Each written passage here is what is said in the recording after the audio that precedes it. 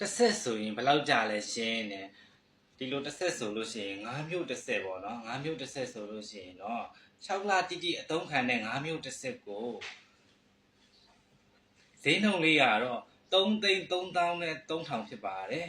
3,300,000နဲ့3,000ဆိုလို့ရှိရင်တော့တစ်သက်စာ VIP ကတ်နဲ့15ရာခိုင်နှုန်းနှုတ်လိုက်လို့ရှိရင်တော့2,803,000ပဲကြာရှိမှာဖြစ်ပါတယ်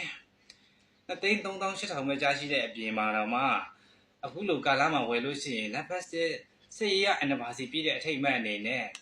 ငါးဘူးတစ်ဆက်ဝယ်ယူသူတိုင်းကို9,000ကျပ်တန်ကုရှင်တစ်ဖူးလက်ဆောင်ရရှိမဲ့အခွင့်အရေးရှိပါတယ်ခင်ဗျာလုံးဝကိုတန်တဲ့အခွင့်အရေးရှိပါတယ်ဒီလို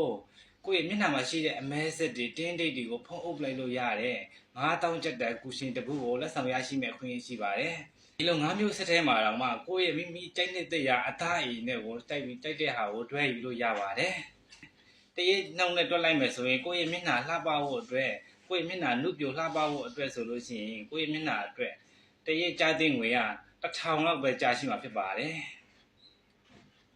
အခုချိန်မှာဝယ်ရင်တော့အရန်ကိုတန်နေပါတယ်ဒီလို9,000ကျပ်တဲ့ကုရှင်တစ်ခုကိုလက်ဆောင်ရရှိမဲ့အခွင့်အရေးလေးရှိလို့ပါခင်ဗျာ